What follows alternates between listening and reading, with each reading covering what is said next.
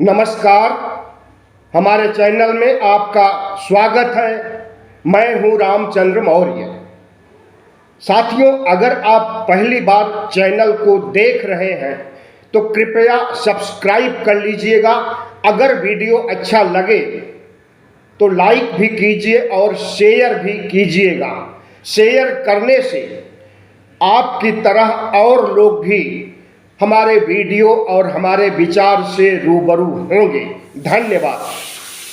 आज हम चर्चा करेंगे चुनाव आयुक्तों की नियुक्ति की। राजीव कुमार जो अभी तक मुख्य चुनाव आयुक्त थे, आज 18 फरवरी को वह अवकाश प्राप्त हो गए और उनके अवकाश प्राप्त होने के पहले की रात 12 बजे नए chief election commission Gyanesh Kumar की नियुक्ति हो गई। आपको याद होगा कि नोटबंदी आधी रात में आई थी, जीएसटी आधी रात में आई थी और भी कई काले कारनामे चोरों की तरह किए गए आधी रात को।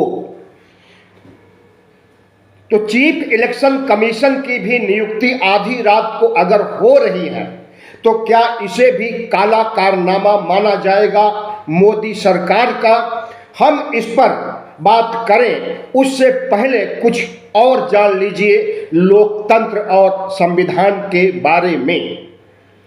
प्रधानमंत्री नरेंद्र मोदी, आरएसएस प्रमुख मोहन भागवत संविधान को हटा नहीं सके, मनुस्मृति को लागू नहीं कर सके, तो संविधान को खत्म करने, प्रजातंत्र को खत्म करने का उन्होंने एक नया तरीका ढूंढ लिया है कि तिल तिल करके संविधान को भी खत्म कर दो और लोकतंत्र को खत्म कर दो। अपने आप मनुस्मृति लागू हो जाएगी और हिंदू राष्ट्र बन जाएगा।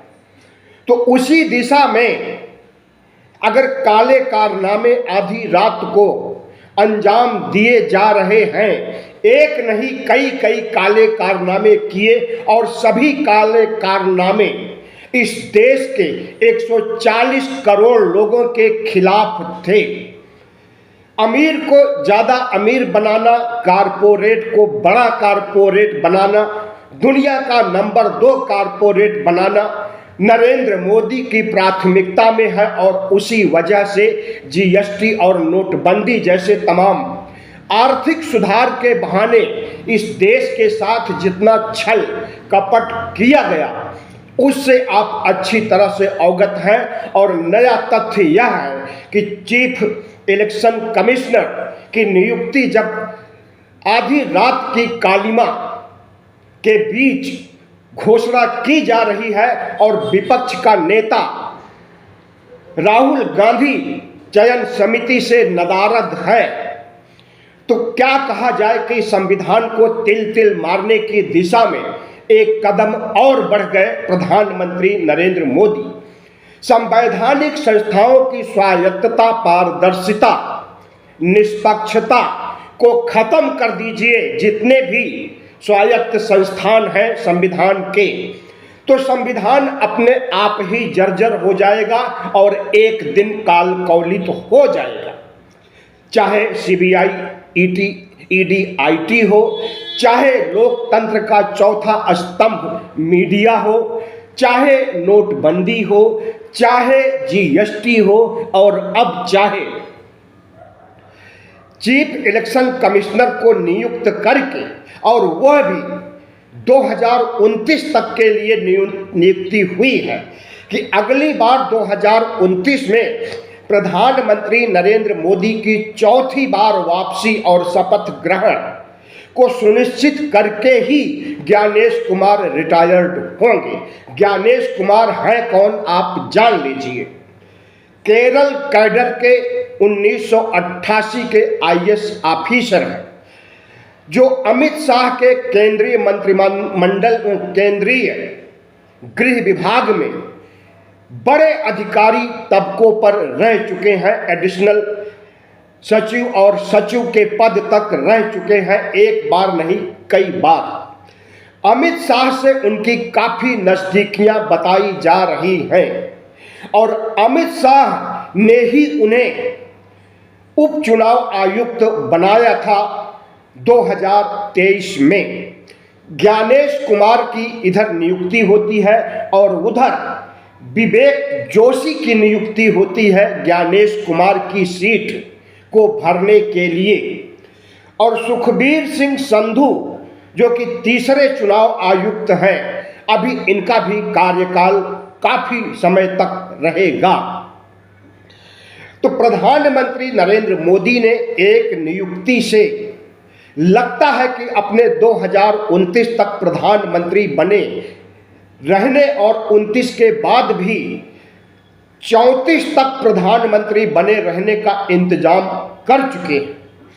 अब इस देश की जनता को देखना होगा, सिविल सोसाइटीज को देखना होगा, बुद्धिजीवियों को देखना होगा, खास करके ओबीसी एससी एसटी के मतदाताओं को गौर करना होगा कि प्रधानमंत्री नरेंद्र मोदी जो कि मनुवादी सरकार 2014 से चला रहे हैं, इसे बदस्तूर जारी रखने के लिए 2034 तक यानी 20 वर्षों तक अपनी सरकार बनाए रखने का पुख्ता इंतजाम कर चुके हैं। इनके लिए लोकतंत्र और संविधान मायने नहीं रखता है। प्रधानमंत्री नरेंद्र मोदी आरएसएस से निकले हुए प्रधानमंत्री हैं और आरएसएस आज भी संविधान की अवहेलना करता है, तिरंगे झंडे की अवहेलना करता है, राष्ट्रवाद की अवहेलना करता है। तो प्रधानमंत्री नरेंद्र मोदी उसी संघ से निकले हुए हैं और जिस तरह से जिस दिशा में इस देश को ले जा रहे हैं, यह हर एक नागरिक के लिए, हर एक मतदाता के लिए दुर्भाग्यपूर्ण है। अभी तक चीफ कमिश्नर रहे राजीव कुमार ने क्या क्या घोटाला किया है आपने अच्छी तरह से देखा और समझा होगा। 2024 के लोकसभा चुनाव में प्रधानमंत्री ने जिस तरह से आचार संहिता का उल्लंघन किया, हिंदू मुस्लिम ध्रुवीकरण करके एक मुश्त वोट हासिल करने की कोशिशें किया, मंगलसूत्र से लेकर के विपक्ष को तवायफ के रूप में चिन्हित किया, जितने भी इन्होंने चुनाव आचार संहिता का उल्लंघन किया, चुनाव आयोग ने एक पर भी कार्रवाई नहीं की और प्रधानमंत्री से सवाल भी नहीं पूछा, उन्हें नोटिस भी नहीं भेजी गई। इस तरह से चुनाव आयोग खुद 79 सीटों पर अधिक वोट बढ़ा करके भारतीय जनता पार्टी को जिताने का काम 2024 के लोकसभा चुनाव में किया। अगर चुनाव आयुक्त धांधली नहीं करता तो प्रधानमंत्री की तीसरी बार सरकार बैसाखियों से भी नहीं बन सकती थी। बैसाखियों को मिला करके अभी जितनी सीटें हैं, लगभग 293 या 95 सीटें हैं, उसमें से अगर आप 79 सीटें कम कर दीजिए जिस पर कि धांधली करके जीते हैं प्रधानमंत्री नरेंद्र मोदी चुनाव आयुक्त की कृपा से, तो अगर 79 को कम कर देंगे तो प्रधानमंत्री की सरकार बन ही नहीं सकती है। और जिस तरह से वोटरों को बढ़ाने का काम महाराष्ट्र में किया गया और उसका खुलासा राहुल गांधी ने कर दिया कि जितनी महाराष्ट्र की कुल वयस्कों की आबादी नहीं है, उससे ज़्यादा जितनी आबादी है वयस्कों की, उससे कहीं ज़्यादा वयस्क मतदाताओं की आबादी है। यह सवाल उन्होंने एक प्रेस कॉन्फ्रेंस करके पूछा कि जब वयस्कों की आबादी कम है तो वयस्क मतदाताओं की आबादी कैसे ज़्यादा हो गई, लेकिन राजीव कुमार ने कोई जवाब नहीं दिया। अब क्या ज्ञानेश कुमार उसका जवाब देंगे?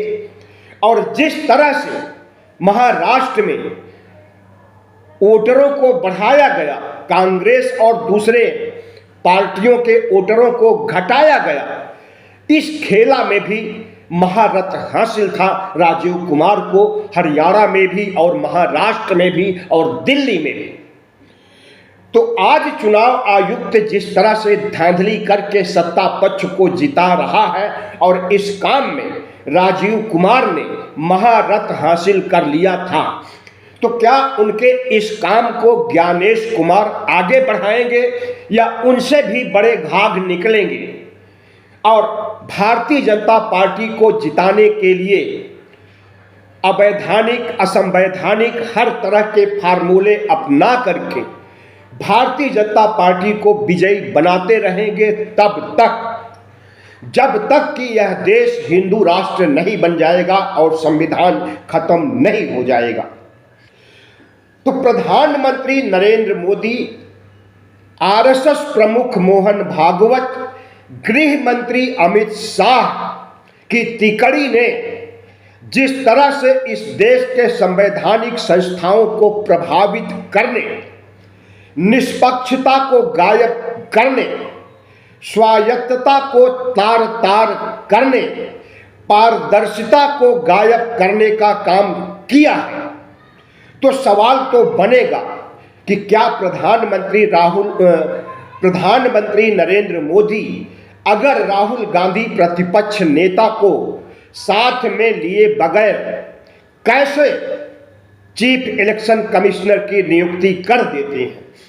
2 मार्च 2023 को सुप्रीम कोर्ट ने आदेश दिया था कि चीफ इलेक्शन कमीशन की नियुक्ति के लिए जो चयन समिति हो उसमें चीफ जस्टिस ऑफ इंडिया हो, भारत के प्रधानमंत्री हो और नेता प्रतिपक्ष को होना चाहिए।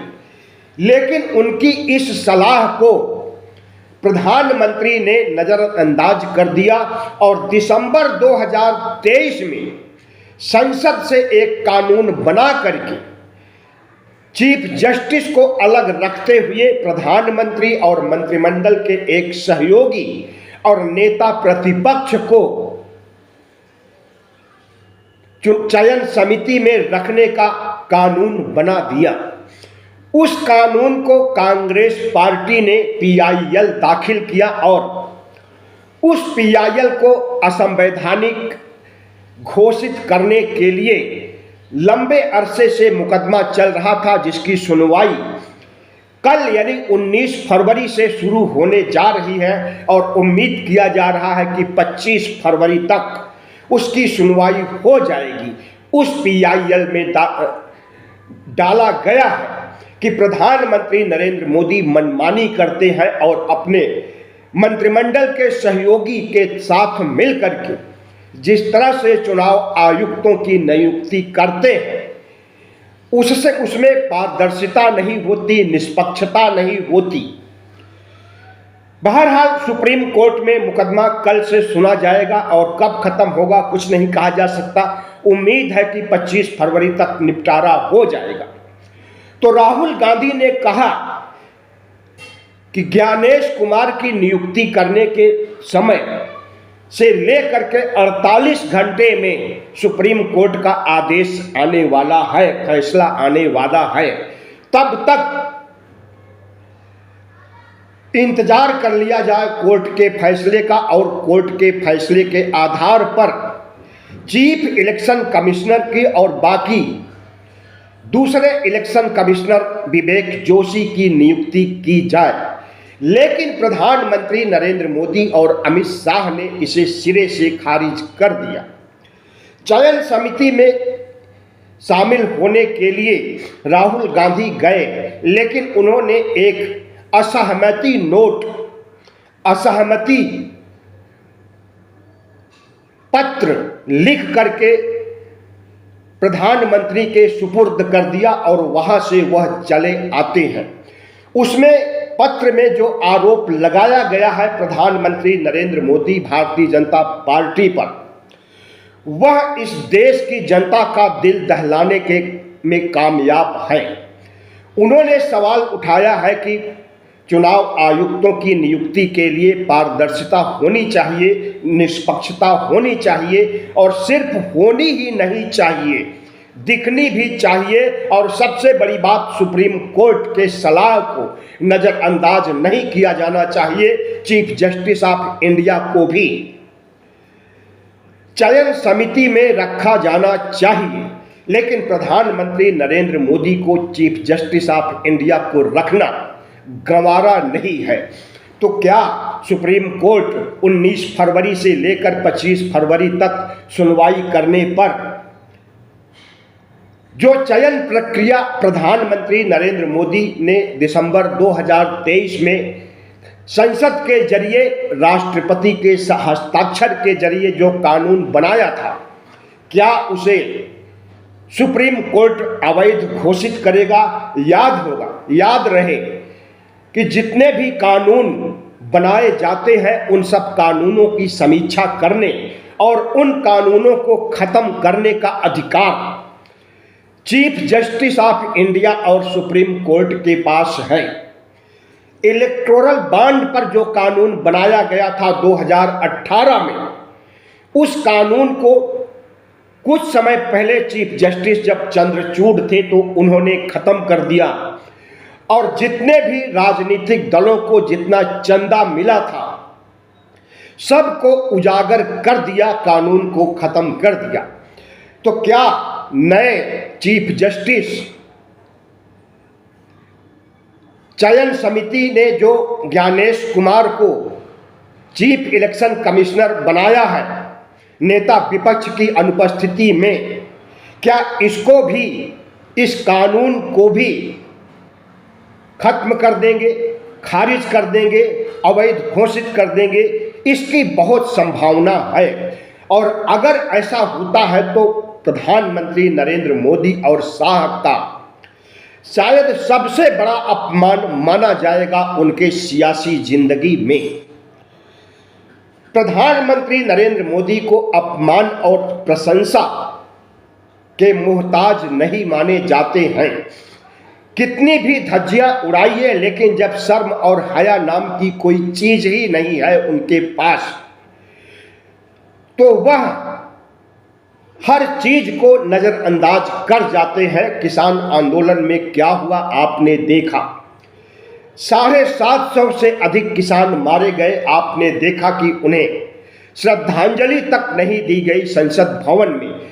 किसानों की तो बात दूर, 2020 और 21 में जिस तरह से कोरोना से 47 लाख से ज़्यादा मौतें हुई, उनके लिए भी शोक सभा आयोजित नहीं की गई संसद भवन में।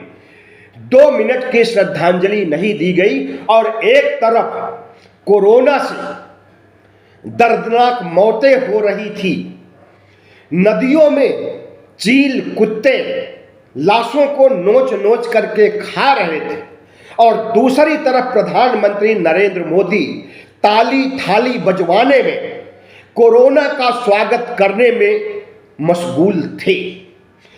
तो क्या प्रधानमंत्री की संवेदना मर चुकी है? प्रधानमंत्री पद की गरिमा उनके दिल दिमाग से जा चुकी है? क्या प्रधानमंत्री का मानसिक इलाज कराना चाहिए? कोरोना काल की हरकतों से तो ऐसा ही लगता है।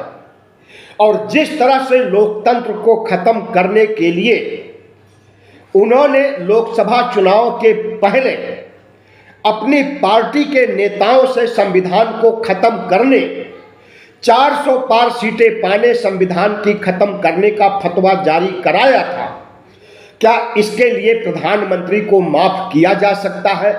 क्या धांधली करके चुनाव जीतने, चाहे लोकसभा चुनाव हो, चाहे हरियाणा चुनाव हो, चाहे महाराष्ट्र चुनाव हो, हर जगह धांधली हुई है, बड़े पैमाने पर धांधली हुई है और उसके सबूत भी हैं और हर जगह का मामला कोर्ट में गया हुआ है।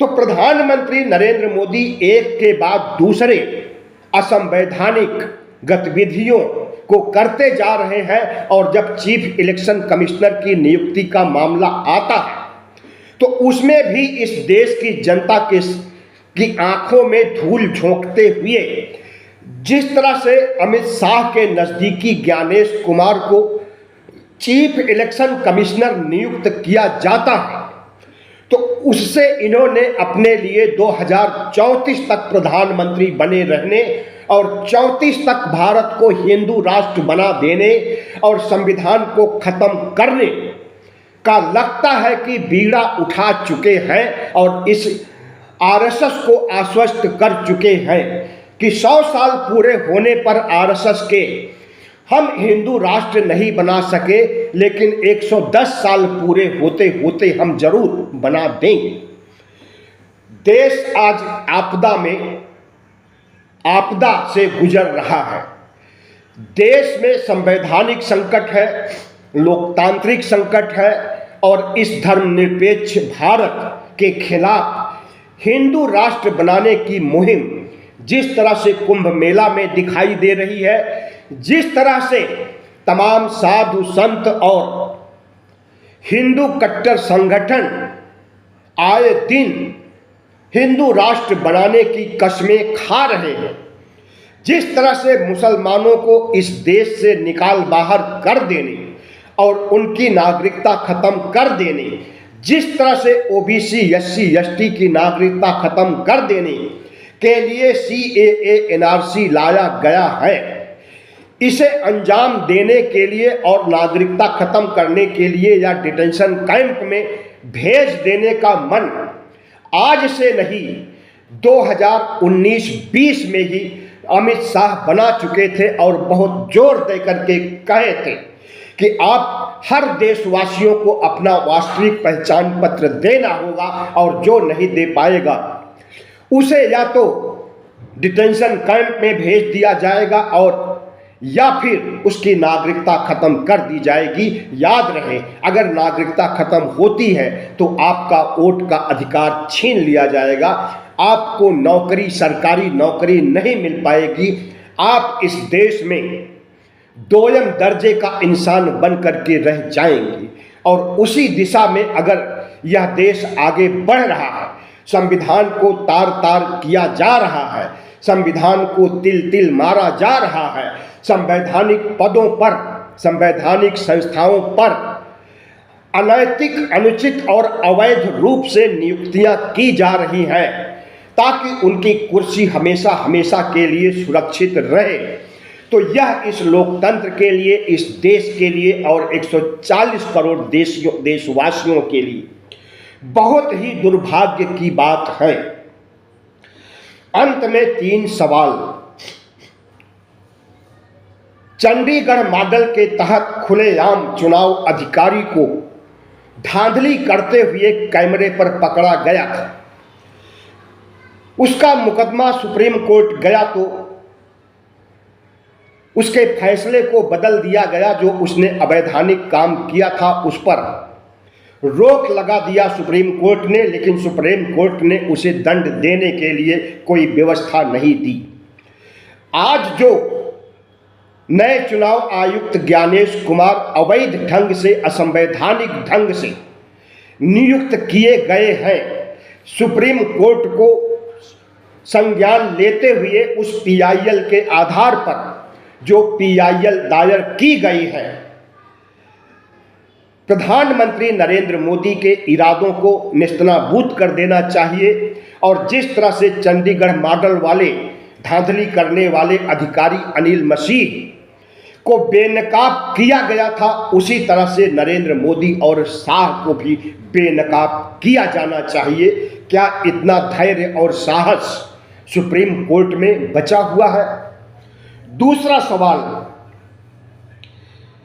जितने भी संवैधानिक पद हैं, जितनी भी संवैधानिक संस्थाएं हैं, जितनी भी संवैधानिक एजेंसियां हैं, वह चाहे सीबीआई, ईडी, आईटी हो, वह चाहे चुनाव आयोग हो, वह चाहे मीडिया हो, वह चाहे लोकतंत्र के दूसरी संस्थाएं हों, सब पर प्रधानमंत्री नरेंद्र मोदी की कुदृष्टि पड़ गई है और सबको अपने पक्ष में भुनाने के लिए किस तरह से काम करते हैं और अपनी सत्ता को सुरक्षित रखने के लिए किस तरह से सीबीआई, ईडी, आईटी का इस्तेमाल करते हैं विपक्ष को खत्म करने के लिए, तो क्या इस पर भी सुप्रीम कोर्ट रोक लगाने के लिए उसके पास कोई रोड मैप है?